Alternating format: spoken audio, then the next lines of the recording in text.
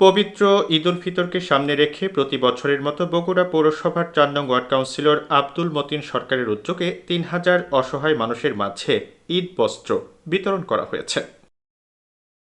সোমবার সকালে শহরের চকসুত্রাপুরে প্রধানমন্ত্রীর উপহারস্বরূপ সকলের মাঝে এই ঈদ বস্ত্র বিতরণ করা হয়, যাতে করে ঈদ আনন্দ ছড়িয়ে পড়ে সুবিধাবঞ্চিত সকলের মাঝে। খুব ভালো লাগছে, বছরে বছরে তাই দেয়, খুব ভালো লাগে। মতিন সরকার গরিবের বন্ধু, তাই বছরে বছরে আমাকে শাড়ি, চিনি, সিমাই সবই দেয়। প্রতি বছর লুঙ্গি, কম্বল, আপনার যেগুলো সামগ্রী আপনি বিতরণ করে সব আমরা পাই।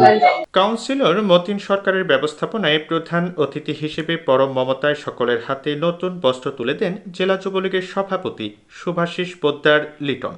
ঈদকে সামনে রেখে ৪ নম্বর ওয়ার্ডের সফল কাউন্সিলর, জনপ্রিয় কাউন্সিলর আমাদের ছোট ভাই আব্দুল মতিন আজকে প্রায় ২,০০০ ছেলে মেয়েকে ঈদ বস্ত্র বিতরণ করছেন। এ সময় আয়োজন প্রসঙ্গে কাউন্সিলর মতিন বলেন যে মাননীয় প্রধানমন্ত্রী তৃণমূলের সকল নেতাকর্মীদের নির্দেশনা দিয়েছেন নিজেদের সামর্থ্য অনুযায়ী অসহায় মানুষের পাশে দাঁড়ানোর জন্য। জানান তিনিও নানাভাবে অসহায় মানুষের পাশে দাঁড়ানোর চেষ্টা করে যাচ্ছেন। গরিব ধনী কেউ নাই, আমরা চাই যে গরিব ধনী যারা আছে মাননীয় প্রধানমন্ত্রী যারা চাই সেটা আমরা জাগ্রত, আমাদের মনে জাগ্রত করে তুলেছে মাননীয় প্রধানমন্ত্রী।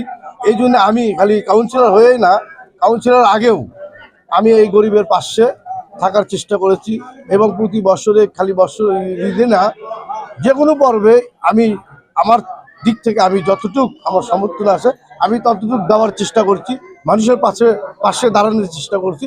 এ সময় অন্যদের মাঝে আরও উপস্থিত ছিলেন ৪ নং ওয়ার্ড আওয়ামী লীগের সভাপতি ইফতেখার হাসান যিশু, বগুড়া জেলা যুবলীগের ধর্ম বিষয়ক সম্পাদক আরিফ হোসেন কমল, জেলা মোটর শ্রমিক ইউনিয়নের প্রচার সম্পাদক জালাল উদ্দিন, পশ্চিম বগুড়া সিএনজি মালিক সমিতির সাধারণ সম্পাদক বাবর আলী মোল্লা প্রমুখ।